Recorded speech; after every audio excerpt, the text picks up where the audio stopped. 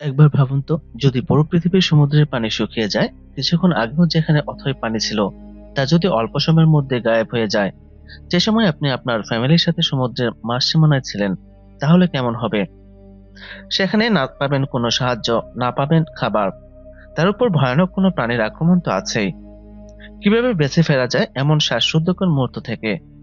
হ্যাঁ বন্ধুরা, আজ আপনাদের জন্য এক্সপ্লেন করব 2024 সালে মুক্তি পাওয়া একটি অসাধারণ সার্ভাইভাল মুভি, যার নাম সার্ভাইভ। ওয়েলকাম টু সিনে স্টোরি মুভি এক্সপ্লেন চ্যানেল। তাহলে চলুন শুরু করা যাক আজকের ভিডিও। মুভির শুরুতেই আমরা ক্যারিবিয়ান ওশান নামের সমুদ্র দেখতে পাই, যেখানে একটি ছোট ফ্যামিলি তাদের ছুটি কাটাতে এসেছে। এখানে টম নামের এক ব্যক্তিকে দেখা যায়, যে ছিল পেশায় ওশেনগ্রাফার। টমের পরিবারে মোট 4 জন সদস্য। সে, তার স্ত্রী জুলিয়া, মেয়ে কেসি এবং ছেলে বেন। আজ বেনের জন্মদিন। মূলত বেনের জন্মদিন পালনের জন্যই তারা এখানে এসেছে। একসময় দেখা যায় জুলিয়া সমুদ্রে সাঁতার কাটতে নামে, কিন্তু তার কাছে আজ কেমন যেন অন্যরকম লাগছিল। এদিকে দেখা যায় সমুদ্রের অবস্থা বোঝার জন্য যে সমস্ত ডিভাইস রাখা হয়েছিল তা ঠিক মতো কাজ করছিল না। জুলিয়া দেখতে পায় সে সেখানে সাঁতার কাটছে, তার পানি অদ্ভুতভাবে জায়গা বদলাচ্ছে এবং হঠাৎ করে পানি নিচের দিকে চলে যেতে থাকে। এতে করে জুলি অনেক ভয় পেয়ে যায় ও চিৎকার করতে থাকে। হঠাৎ করে টম জুলির চিৎকার শুনতে পায় এবং তাকে উদ্ধারের জন্য সমুদ্রে ঝাঁপ দেয়। অনেক কষ্টে টম জুলিয়াকে বোটে তোলে। এরপর রাতে তারা জন্মদিন পালন করার আয়োজন করে। দেখা যায় টম তার ছেলের জন্য কেক রেডি করে নিয়ে আসে এবং তাকে একটি ল্যাপটপ গিফট করে। তার মা এবং বোনও গিফট দেয়। তারপর তারা ফ্যামিলি ফটোশুট করে। এরপর দেখা যায় কেসিকে তার বয়ফ্রেন্ড কল দেয়, তাই সে তার সাথে কথা বলতে চলে যায়। তার বয়ফ্রেন্ড তাকে সতর্ক করে বলে যেন তারা তাড়াতাড়ি চলে আসে, কারণ সারা পৃথিবীতে নাকি একসাথে ঝড় তুফান শুরু হচ্ছে, যা নিউজেও বলা হয়েছে। একথা শুনে কেসি অনেক ভয় পেয়ে যায়। হঠাৎ করে তার কলটি কেটে যায়। সে কোনোভাবে যোগাযোগ করতে পারে না। তারপর কেসি তার পরিবারকে সবকিছু জানায়, যা শুনে তারা সবাই অনেক ভয় পেয়ে যায়। তারপর হঠাৎ করেই তারা কিছুর সাথে তাদের বোটের ধাক্কা লাগার শব্দ শুনতে পায়। এরপর তারা সবাই বাইরে এসে দেখে সেখানে প্রচুর হাঙর এসেছে এবং তাদের বোটকে ঘিরে রেখেছে। টম এটা দেখে অবাক হয়ে যায়, কারণ ওশেনগ্রাফার হওয়ায় সমুদ্র সম্পর্কে তার অনেক জ্ঞান ছিল। সে ভাবছে এ সময় এই এলাকায় এত হাঙর আসার কথা না। এদিকে হাঙরের সাথে তাদের বোটে অনেক জোরে ধাক্কা লাগার কারণে ইঞ্জিনের অনেক বড় ক্ষতি হয়ে যায়। তাই হাঙররা যখন চলে যায়, টম সোজা পানিতে নামে ইঞ্জিন ঠিক করার জন্য। নিচ থেকে টম যখন উপরে ওঠে, দেখা যায় তার কাঁধের দিকে কিছুটা কেটে যায়। জুলিয়া তার কাটা জায়গায় সেলাই করে দেয়, আর টম জুলিয়াকে বলে তাদের বোটের ইঞ্জিনে অনেক বড় ক্ষতি হয়েছে, যা খুব সহজে ঠিক করা যাবে না। এদিকে কেসি বাইরে এসে বিভিন্ন জায়গায় যেয়ে মোবাইলের নেটওয়ার্ক পাওয়ার ট্রাই করে, কিন্তু কোনো সিগন্যালই সে পায় না। অন্যদিকে জুলিয়া রেডিওতে যোগাযোগ করার ট্রাই করে, সেখানেও কোনো সিগন্যাল পাওয়া যায় না। ফলে তারা সবাই অবাক হয়ে যায়। টম বুঝতে পারে হয়তো তারা অনেক বড় বিপদে পড়েছে। টম হিসাব করে বলে তাদের কাছে হয়তো 4 দিনের খাবার আছে, তাই খাবার খুব হিসেব করে খেতে হবে। হঠাৎ করে তারা বিস্ফোরণের শব্দ শুনতে পায়, তাই তারা বাইরে এসে দেখে আকাশ থেকে আগুনের গোলা পড়ছে। এতে তারা আরো বেশি ভয় পেয়ে যায়। তাই টম তার বোটটিকে স্টার্ট করার চেষ্টা করে, কিন্তু পারে না। তারা দেখতে পায় একটি বড় আগুনের গোলা তাদের বোটের দিকেই আসছে, কিন্তু একটুর জন্য তারা আগুনের গোলা থেকে বেঁচে যায়। তারপর ড্যামেজ ইঞ্জিন নিয়ে টম একটু দূরে চলে আসে, কিন্তু হঠাৎ করে সেখানে ঝড়ো বাতাস ও তুফান শুরু হয়, আর তাদের বোটের অবস্থা খারাপ করে দেয়। এমনকি পানির ঢেউয়ের কারণে তাদের বোটটি স্থির ছিল না, ফলে তারা এদিক ওদিক ছিটকে পড়ে। এরপর টম তার পরিবারের সবার জন্য লাইফ জ্যাকেট বের করে তাদের পরিয়ে দেয়। এমন সময় তারা বুঝতে পারে পৃথিবীর মাধ্যাকর্ষণ শক্তির পরিবর্তন হচ্ছে, কারণ প্রত্যেকের নাক বা কান দিয়ে রক্ত বের হচ্ছিল। দেখতে দেখতে তারা ঘুমিয়ে পড়ে, আর চোখ খুলে দেখতে পায় সকাল হয়ে গিয়েছে।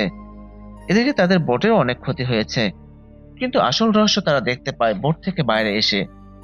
তারা যেন নিজের চোখে বিশ্বাস করতে পারছিল না, কারণ তারা দেখতে পায় সমুদ্রের সব পানি শুকিয়ে গেছে, সেই সাথে তাদের বোটটি এখন মাটির উপরে আছে। আশেপাশে কোনো পানি ছিল না। তবে তারা প্রথমে ভেবেছিল তুফানের কারণে হয়তো তারা কোনো মরুভূমিতে এসে পড়েছে, কিন্তু অল্প কিছুক্ষণ পর বুঝতে পারে তারা সমুদ্রের মাঝে মাটির উপরেই আছে। কারণ মাটিগুলো এখনো ভেজা ছিল।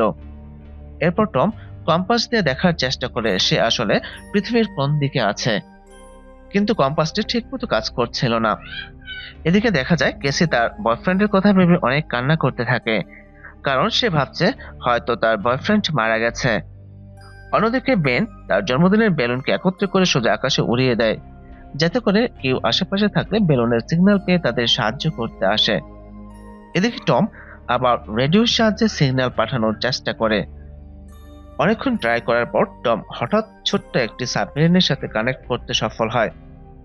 সেই সাবমেরিনে নাটা নামে এক ব্যক্তি তাদের সাথে কথা বলে। নাটা তাদের সাথে কি ঘটছিল তা টমকে জানায়। এরপর তারা কিভাবে এই কঠিন পরিস্থিতি মোকাবেলা করবে তা নিয়ে আলোচনা করে, কারণ তারা ভাবছিল হয়তো আর কেউ জীবিত নেই যারা কিনা তাদের সাহায্য করতে আসবে, আর তাই তাদের সাহায্য তাদেরই করতে হবে। নাটা টমকে কোনো উঁচু জায়গা খুঁজে নিতে বলে, কিন্তু টম বলে আবার যদি সমুদ্রের পানি ফিরে আসে তাহলে ওই উঁচু জায়গা যেও লাভ হবে না। তাই সে নাটাকে অনুরোধ করে তার সাবমেরিনে তার পরিবারকে একটু জায়গা দিতে, কিন্তু নাটা বলে তার সাবমেরিনে সর্বোচ্চ 3 জন থাকতে পারবে, তাই সে চাইলেও তার পুরো পরিবারকে আশ্রয় দিতে পারবে না। তখন টম বলে সে তার কাছে তার সন্তান দুটোকে যেন আশ্রয় দেয়। এরপর টম ম্যাপের মধ্যে নাটার অবস্থান চিহ্নিত করে এবং সবকিছু গোছাতে বলে। টম বলে আমরা যদি মারাও যাই আমাদের সন্তান যেন বেঁচে থাকে। কিছুক্ষণের মধ্যে তারা তাদের সব জিনিসপত্র প্যাক করতে থাকে। তারা যখন সেখানে থেকে রওনা দেয় ঠিক তখনই টম দূরে এক লোককে দেখতে পায়, যার সাথে একটি কুকুরও ছিল। আর লোকটিকে দেখে টমের অনেক মায়া হয়, কারণ লোকটি খুঁড়িয়ে খুঁড়িয়ে হাঁটছিল। এছাড়া লোকটিকে ক্ষুধার্ত মনে হচ্ছিল, তাই টম পানির বোতল নিয়ে লোকটির দিকে এগিয়ে যায়। টম লোকটিকে পানি দিলে সে তৃপ্তি সহকারে সে পানি পান করে, কিন্তু হঠাৎ করে সে টমকে আক্রমণ করে ও তাকে বর্শা দিয়ে আঘাত করে। এদিকে জুলিয়া তা দেখে দৌড়ে ছুটে আসতে থাকে, আর যখন জুলিয়া দেখে লোকটি তার স্বামীকে মেরে ফেলেছে সে ভয় পেয়ে আবার বোটের দিকে চলে যায়, কারণ সে ভালোভাবেই বুঝতে পারে এই ব্যক্তি কত নিষ্ঠুর প্রকৃতির মানুষ। জুলিয়া বোটে যেয়ে তার সন্তানদের নিয়ে দরজা বন্ধ করে দেয় আর তাদের লুকিয়ে রাখে। এদিকে সেই লোকটি বোটে এসে দরজা ধাক্কাতে থাকে। জুলিয়া অন্য একটি জায়গায় যেয়ে লুকিয়ে থাকে, যাতে করে সে সেই ব্যক্তির উপর পেছন থেকে হামলা করতে পারে। লোকটি ধাক্কাতে ধাক্কাতে একসময় দরজাটি খুলে ফেলে। ভিতরে যে লোকটি তাদেরকে খুঁজতে থাকে, সে কিছু খাবার নিয়ে খেতে থাকে এবং তাদের চারপাশে খুঁজতে থাকে। জুলিয়া বুদ্ধি করে বোটের নিচে চলে আসে এবং লুকিয়ে থাকে। হঠাৎ করে লোকটি কুকুর জুলিয়াকে দেখে চিৎকার দিয়ে ওঠে ও তার উপর আক্রমণ করে, আর জুলিয়া চাকু দিয়ে কুকুরটিকে মেরে ফেলে। কুকুরের চিৎকার শুনে লোকটি বাইরে এসে দেখে তার কুকুরকে কেউ মেরে ফেলেছে। এদিকে জুলিয়া বোটের সামনেই লুকিয়েছিল। এরপর জুলিয়া খুব সাবধানে বোটের মধ্যে উঠে পড়ে। সে তার সন্তানদের কাছে যাওয়ার সময় লোকটি তার উপর আক্রমণ করে। লোকটি তাকে প্রায় মেরেই ফেলছিল। ঠিক তখন তার মেয়ে ক্যাসি ফায়ার গান দিয়ে লোকটিকে শুট করে, ফলে সে আঘাতপ্রাপ্ত হয়ে আর বোটের মধ্যে আগুন লেগে যায়। তারপর তারা তাড়াহুড়া করে বোট থেকে নেমে যায় প্রয়োজনীয় জিনিসপত্র নিয়ে। কেসি আর বেন তার বাবার লাশের কাছে এসে কান্না করতে থাকে। এরপর জুলিয়াও সেখানে আসে। হঠাৎ করে জুলিয়া দেখে সেই লোকটি আবার তাদের পিছু এসেছে, তাই জুলিয়া তাদের উঠে পালাতে বলে, কিন্তু বেন উঠতে চায় না। তখন জুলিয়া বলে তাদের বাবা তাদের বাঁচানোর জন্য অনেক চেষ্টা করেছে, তাই তার বাবার জন্য হলেও তাদের বাঁচতে হবে। এরপর তারা দৌড়ে পালিয়ে যায়, আর লোকটিও তাদের পেছনে। কয়েক ঘন্টা পথ চলার পর তারা ক্লান্ত হয়ে একটা জায়গায় এসে থামে আর আজকের রাতটা এখানেই কাটানোর সিদ্ধান্ত নেয়। এদিকে তাদের 3জনেরই অনেক পিপাসা লাগায় একটু পানি পান করে নেয়। এরপর আমরা দেখতে পাই বেন অনেক আপসেট হয়ে পড়ে, কিন্তু তার মা এসে তাকে বোঝায় যে সবাইকে একদিন মরতে হবে, এটা একটা দুর্ঘটনা, আর তোমাদের বাবার ইচ্ছা অনুযায়ী তোমাদের বাঁচতে হবে। এরপর জুলিয়া আবার দূরবীন দিয়ে দেখতে পায় লোকটি তাদের দিকে আসছে, তাই তারা আবার পালাতে শুরু করে। তাদের পালানোর রাস্তাগুলো মোটেও সমতল ছিল না, কারণ এগুলো ছিল সমুদ্রের নিচের অংশ। তারা অনেক কষ্ট করে লোকটির কাছ থেকে দূরে চলে আসে। তারা একটা জায়গায় এসে দেখে অনেক প্লাস্টিকের জার পড়ে আছে, আর এগুলো সেই সব জার যেগুলো মানুষ জেনে শুনেই পানিতে ফেলেছে। এদিকে অনেক পথ হাঁটতে হাঁটতে বেনের অনেক পানি পিপাসা পায়, তাই সে তাদের কাছে থাকা শেষ পানিটুকু পর্যন্ত পান করে। এরপর তারা সবাই মিলে আবার সাবমেরিনের দিকে এগোতে থাকে। একসময় তারা একটি বিধ্বস্ত প্লেন দেখতে পায়, যেটা হয়তো বহু বছর পূর্বে ক্র্যাশ হয়ে সোজা সমুদ্রের পানিতে পড়েছিল। তারা প্লেনের দরজা খুলে তার ভিতর ঢুকে পড়ে।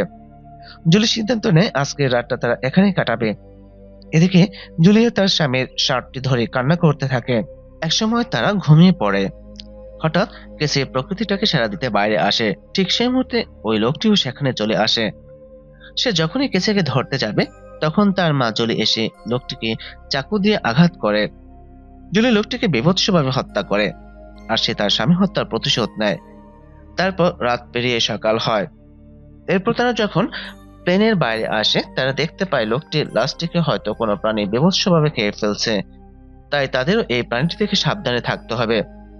এরপর তারা আবার যাত্রা শুরু করে সেই সাবমেরিনের উদ্দেশ্যে। অনেক পথ হাঁটার পর তারা ক্লান্ত হয়ে যায় ও প্রচুর পিপাসার্ত হয়। তারা সামনে কিছু নোংরা পানি দেখতে পায়। বেন নিজেকে সামলাতে না পেরে সে পানি পান করতে থাকে, কিন্তু জুলিয়া তাকে বাধা দেয়, কারণ এই পানি খেলে সে অসুস্থ হয়ে যাবে। এরপর তারা প্রচন্ড রোদে হাঁটতে থাকে। একসময় তারা কিছু প্লাস্টিকের চেয়ারের মতো দেখতে পায় এবং তা দিয়ে ঘরের মতো তৈরি করে। দিন গড়িয়ে রাতটাও তারা সেখানে থাকা প্ল্যান করে। হঠাৎ জুলিয়া কিছু শব্দ শুনতে পায়। সে বাইরে বেরিয়ে সেগুলো দেখতে যায়। সে দেখে আশেপাশে কিছু ভয়ানক কাকড়া আসছে। সে ভয়ানক বিষাক্ত কাকড়াগুলো তাদের দিকে আসছে। তাই জুলিয়া তার সন্তানদের ডেকে তোলে ও সেখান থেকে পালাতে থাকে। দৌড়াতে দৌড়াতে তারা একটি বিশাল জাহাজ দেখতে পায় এবং কিছু কন্টেনার পড়ে থাকতেও দেখে। হয়তো জাহাজটি সমুদ্রের জলে ডুবে গিয়েছিল। তারা কন্টেনারের কাছে যেয়ে কিছু মানুষ দেখতে পায়। সেই লোকগুলো যখন দেখতে পায় তাদের দিকে কাকড়াগুলো আসছে, তারা নিজেরা কন্টেনারের ভেতর ঢুকে দরজা বন্ধ করে দেয়। জুলিয়া ও তার সন্তানদের ভেতরে নেয় না, তাই তারা কন্টেনারের উপরে উঠে যায়। এদিকে কন্টেনার কিছুটা ফাঁকা থাকায় কাকড়াগুলো ভেতরে ঢুকে তাদের ওই লোকগুলোকে আক্রমণ করে।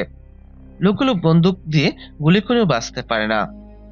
এদিকে কাকড়া মাধ্যমে জুলিয়া আঘাত পাওয়া স্থান থেকে রক্ত পড়তে থাকে, তাই সে কাপড় দিয়ে সেই জায়গাটি ব্যান্ডেজ করে ও সে অজ্ঞান হয়ে যায়।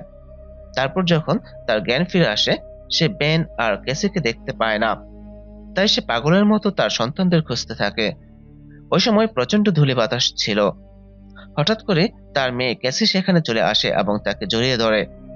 বেন ও কেসিকে দেখে জুলিয়া যেন তার প্রাণ ফিরে পায়। তারপর জুলিয়া তার পায়ের ক্ষততে বারুদ দিয়ে তাতে আগুন ধরিয়ে দেয়, যাতে ক্ষতটা তাড়াতাড়ি সেরে ওঠে, এবং ক্যাসি ও বেন বন্দুকগুলো রেডি করে। জুলিয়া পড়ে থাকা মৃতদেহ থেকে একটি রেডিও পায়, আর তা দিয়ে সে নাটার সাথে যোগাযোগ করার চেষ্টা করে। একসময় সে নাটার সিগন্যালও পায় ও তার অবস্থান কোথায় তা জানতে পারে। এছাড়া নাটা আরো বলে সমুদ্রের পানি এখানে আসতে আর 1 ঘন্টা লাগতে পারে। তারপর নাটা একটা বন্দুক দিয়ে তাদের সিগন্যাল দেয়। জুলিয়া ও তার সন্তানরা সেই সিগন্যালটি দেখতে পায়। এরপর তারা দ্রুত সেই সাবমেরিনের দিকে যেতে থাকে। অনেক পথ যাওয়ার পর দূর থেকে তারা সেই সাবমেরিনটি দেখতে পায়, কিন্তু সেখানে পৌঁছানোর জন্য তাদের একটি পাহাড়ের মতো দেয়াল পার হতে হবে। তাই তারা সেদিকে অগ্রসর হয়। হঠাৎ করে উপর থেকে কিছু পাথর সেখানে পড়তে থাকে, যার ফলে জুলিয়া তার সন্তানদের কাছ থেকে আলাদা হয়ে যায়। সে শত চেষ্টা করেও তার সন্তানদের কাছে আসতে পারছিল না। তাই সে কেসিকে সাবমেরিনের কাছে চলে যেতে বলে, কারণ সে যদি যায়ও তবু তার জায়গা সেখানে হবে না। এরপর ক্যাসি আর বেন দৌড়ে সেই সাবমেরিনের কাছে যায়। তখন নাটা এসে বলে তার শরীর অবস্থা ভালো না, হয়তো সে আর বাঁচবে না, তাই তারা পুরো সাবমেরিনটি ব্যবহার করতে পারবে। একথা শুনে কেসি তার মাকে আনতে যায়। এদিকে দেখা যায় জুলিয়াকে সেই কাকড়াগুলো আক্রমণ করে। জুলিয়া বন্দুক দিয়ে নিজেকে সেভ করতে থাকে। তার গুলি যখন শেষ পর্যায়ে, তখন কেসি উপর থেকে তার মাকে টেনে তোলে। এরপর তারা দৌড়ে সাবমেরিনের দিকে যায়। তবে ততক্ষণে কাকড়াগুলো তাদের পিছু নেয় ও সাবমেরিনের কাছে চলে আসে। জুলিয়া ও তার সন্তানেরা সাবমেরিনের উপর উঠে যায় আর কাকড়াগুলো নাটাকে খেয়ে ফেলে। অন্যদিকে দেখা যায় সমুদ্রের পানি আবার বিশাল ঢেউ আকারে ফিরে আসছে, তাই তারা তাড়াতাড়ি সাবমেরিনের ভিতর ঢুকে পড়ে। এরপর সমুদ্রের পানির ধাক্কায় তারা তিনজনই অজ্ঞান হয়ে যায়। কয়েক ঘন্টা পর তাদের জ্ঞান ফিরে আসে, তবে ততক্ষণে তাদের সাবমেরিন একটি উপকূলে চলে আসে। তারা তিনজনের সাবমেরিন থেকে বাইরে এসে দেখে তারা আসলে মানুষের বসবাসের উপযোগী একটা শহরে এসে পড়েছে, যা কিনা সমুদ্রের পানির কারণে ধ্বংসস্তূপে পরিণত হয়েছে। কিন্তু তারপর তারা আজ থেকে খুশি, কারণ তারা বেঁচে আছে, যা তাদের বাবা চেয়েছিল। আর এখানে এই মুভিটি শেষ হয়। তো দেখা হবে পরবর্তী কোনো মুভি এক্সপ্লেন নিয়ে। আর এই এক্সপ্লেনটি কেমন হলো তা জানাতে ভুলবেন না কমেন্ট বক্সে। ধন্যবাদ সবাইকে।